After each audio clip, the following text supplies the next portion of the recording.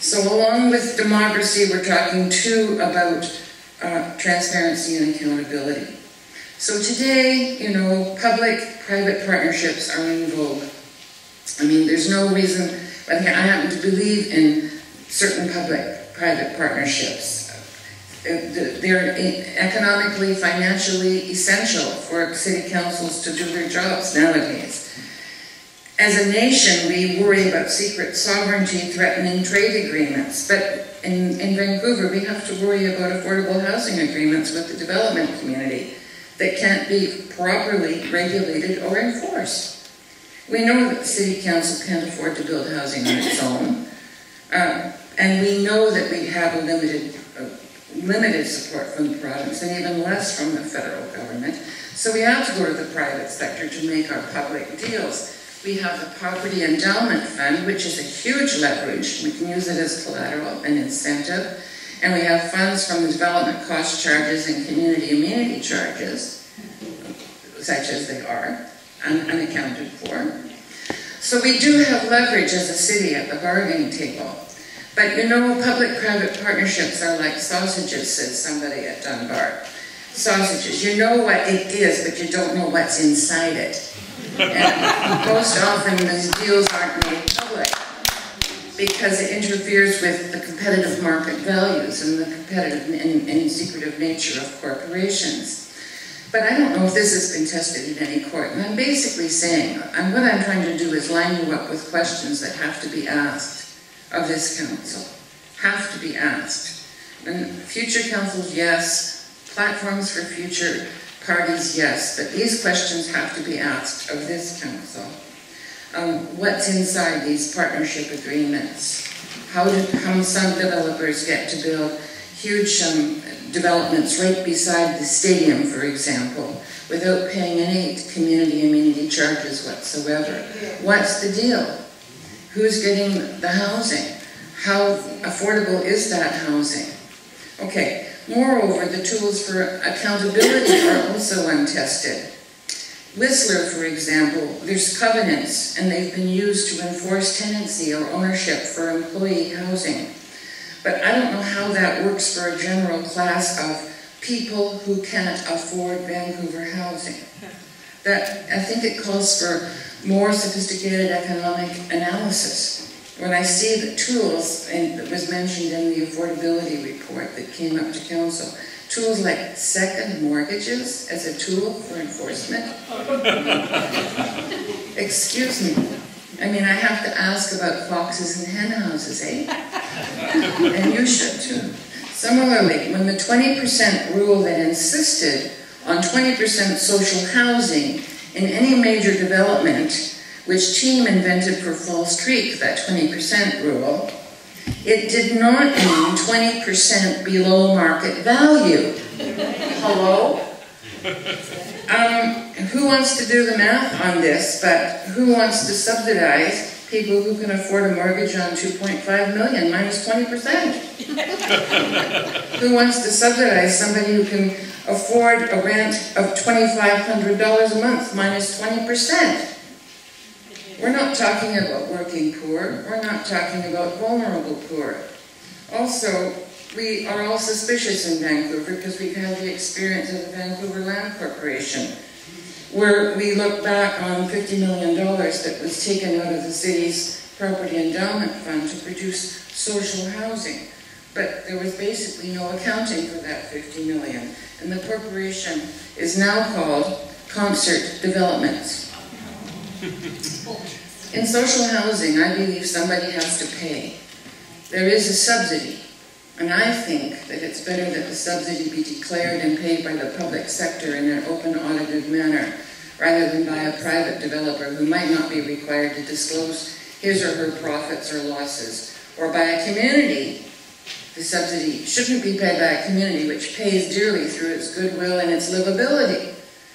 These don't have values, do they? There's no dollar attached, but community's livability does have huge value, and that's why you're here.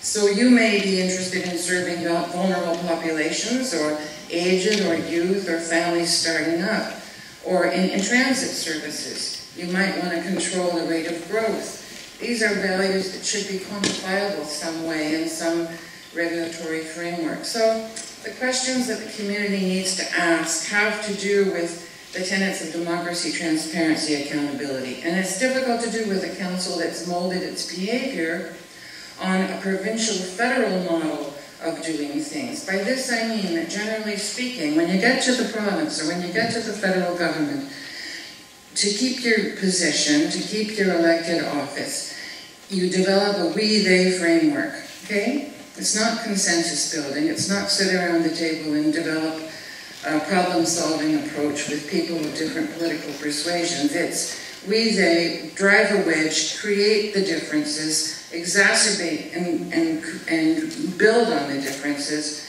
and play in the sandbox and call everybody else opposition. Right? So Martin Brown just wrote a book about it, and so he stole my rant, so I won't go on. But that's what's happening now at the city. We've got a city that's basically molded in the crucible of a provincial government. A lot of the members on council have served at the provincial level, and they're bringing that home here, and it's not appropriate for the cities. Not only is it not appropriate, it's completely not inside the rules. So, here we go. It means that all of us, all community people, can be called NIMBYs. You don't agree, you're a NIMBY.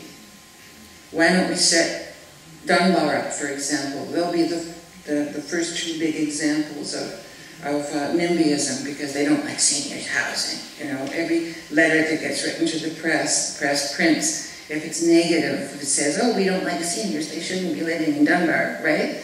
The council can say, oh yeah, NIMBY, we can now go out, drive the wedge, and turn neighbors and neighborhood activism into NIMBYs.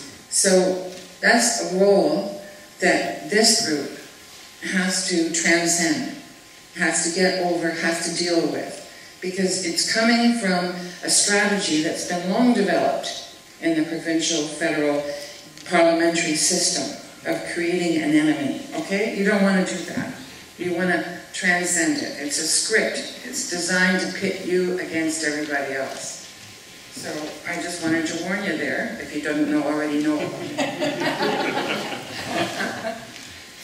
So now we've got a bylaw that we have, it's the so-called interim bylaw, which doesn't exist truly, because a bylaw is not a bylaw until it's in law, until there's been a public hearing, okay? You want to know that?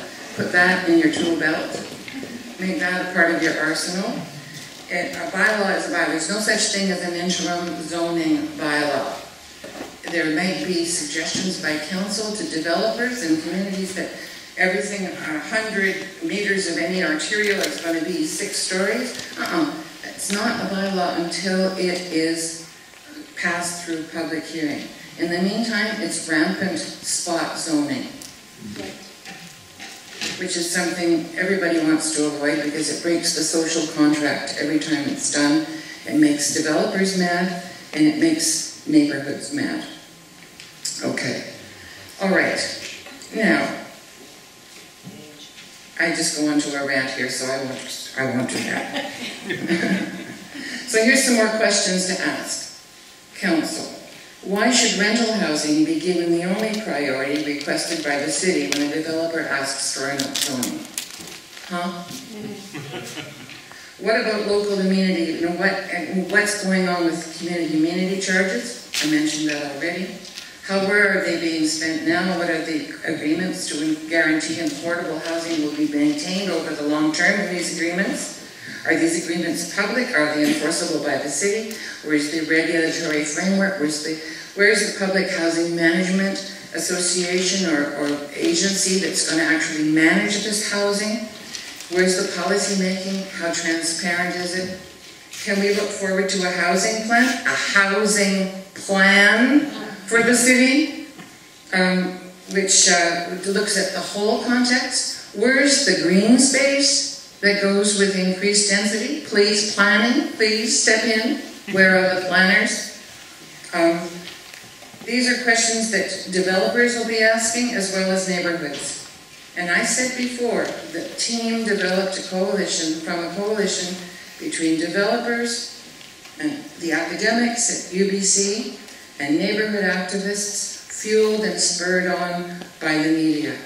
So developers and neighborhoods have to start talking to each other about what neighborhoods want. It's got to be.